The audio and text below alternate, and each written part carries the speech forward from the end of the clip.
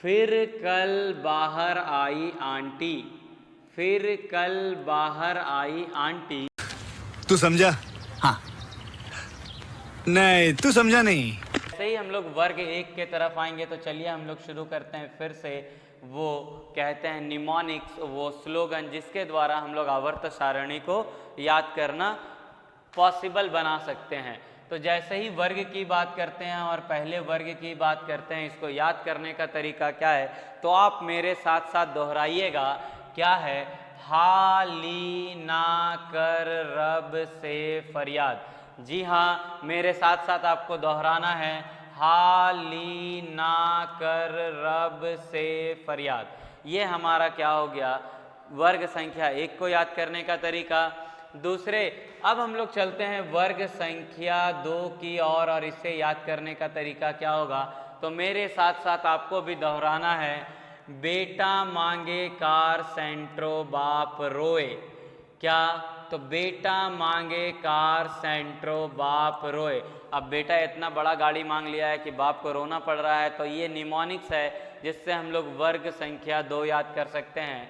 अगर बात करते हैं वर्ग संख्या 13 की तो 13 वर्ग संख्या को याद करने का तरीका क्या है तो मेरे साथ साथ आपको दोहराना है। क्या?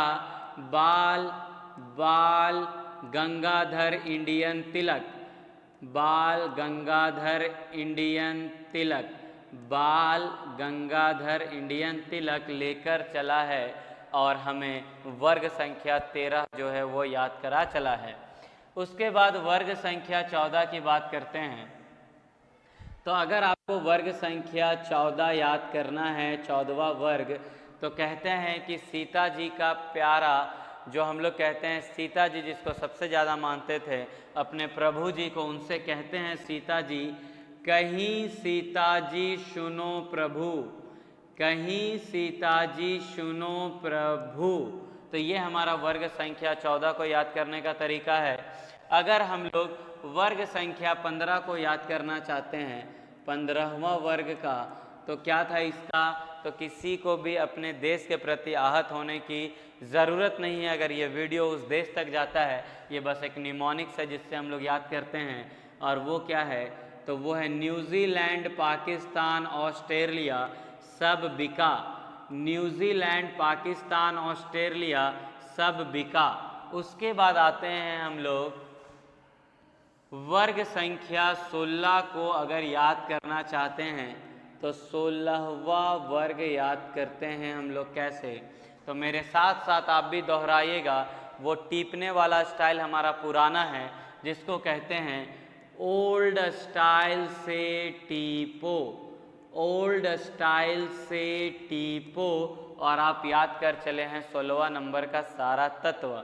उसके बाद आते हैं 17वां नंबर में, और 17 नंबर जो हमारा होगा, 17 नंबर वर्ग, वो क्या होगा तो वो हो जाएगा आपका एकदम प्यार सी, मेरे घर के बगल में रहती है प्यारी सी आंटी, और वो आंटी घर से बाहर जल्दी निकलती नहीं है, तो कभी कभी कहते हैं ना कि ईद का चांद बहुत दिनों के बाद, तो बस वैसा ही कुछ है। फिर कल बाहर आई आंटी, फिर कल बाहर आई आंटी, और इससे हम लोग याद कर लेंगे 17वां नंबर। और मैंने बाकी तो आप सभी को बताया ही था कि बाकी चीज़ों को हम लोग जैसे कि 18वां नंबर को सीधा सीधा बोलकर याद कर सकते हैं।